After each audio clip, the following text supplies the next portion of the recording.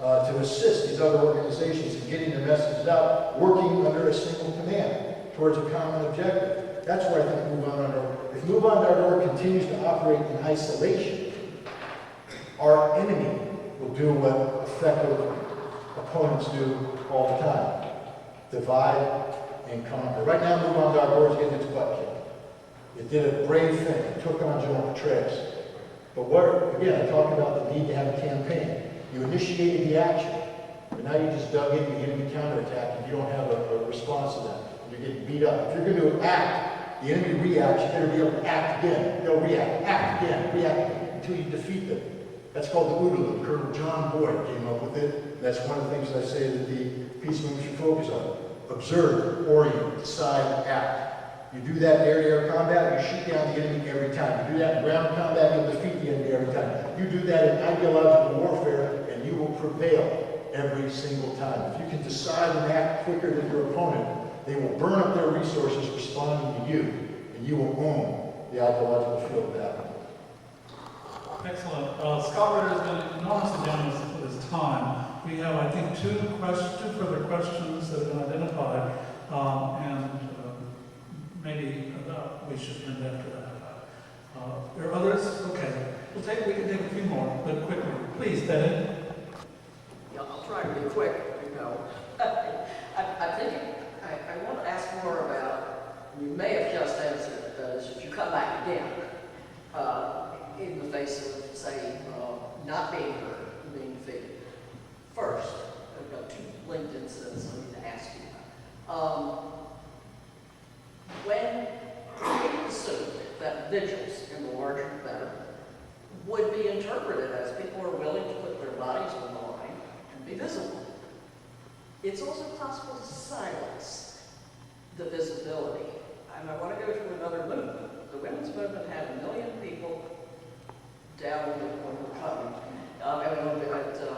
in D.C. in 2004. Not one major newspaper or minor put a picture. Only when Bill Moyers put it on to his show did some pictures begin to come out that 1 million people had got there. Now, I think what you're going to be saying is, well, you got to go again. But let me also ask about another aspect of tactic, and that's a change in the national messages that we give. I grew up during the Second World War. Hymn number 159, we all sing it still. This is my song, O God of all the nations, a song of peace for this land and for lands afar and mine. I sang that in public school, Baltimore, 4th grade, 5th grade, 6th grade, during war. Is there a way for our implementation, our tactics to, and I know we're in the same way, this is 2 long verses, but to say what the positives are that we're standing for, singing for? No, it's good. First of all, two concepts I'll bring out in the book that address this. One is intelligence preparation of the battlefield. Don't go to Washington, D.C. unprepared. Don't assume because you put 1 million people down there you're going to have media support. Have a plan for media action. What media do you want there? We build a plan to bring them there. And you have to study the media. You know, what is it that will make the New York Times come and cover you?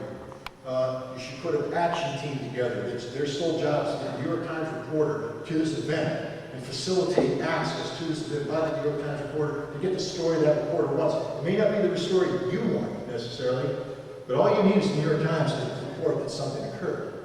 And all that intelligence preparation of the battlefield, nothing happens by accident. Make it happen. Have a plan, a media plan, an action plan. And then you will get the coverage you need. And that can be fed into sustaining the movement that you're creating. Because once you capture all this material, the beauty of the internet is it doesn't go away, for better or for worse. It's there, and people will be able to access it over and over and over again, so that one successful media campaign will sustain itself for a long period of time. The second thing is you hit on a very important point. I never sang that song in 4th and 5th grade. I was singing other songs, I think. can't repeat them here. But the point is, I do know though that when I went to high school, I was one of these athletic geeks. I was the star physics student. Don't ask me why. There's something about bouncing ping pong balls and strobe lights. But I had that down, so I was the head geek. I was in Europe at the time. I went to these European symposiums as the head geek. I was also a star football player. What did the school appreciate more? The fact that I placed, I didn't win, but I placed in a global competition on physics, or the fact that I caught the two-point conversion in overtime to win the game that made us the undefeated football champions of Germany. I was the football guy, because we love a winner. We love the Warriors. Our society is programmed to embrace combat, embrace violence, embrace war. And we've got to find a way as a community to reprogram our youth so that they're not just singing these songs, but they're believing these songs. We want our youth to say that war is not the answer, that that's not what we're. I'm not saying say boo to the football players, but let's put them in their proper perspective. Let's appreciate the geeks as much as we appreciate the football players. We give medals to firefighters to go into buildings and drag people out of the third story, conflagrations. Do we give a medal to the parent who twice a year goes around and changes the battery on the smoke detector? Preventing the fire? No. But we need to make that as important as saving people. We need to make prevention an active part of what we are and who we are. Because once we go to war, we have failed. And that's the other thing. We need people to recognize that war is not glamorous. War is not cruel. War is not anything other than the manifestation of the failure of human beings to resolve problems peacefully. War is about one human taking another human's life.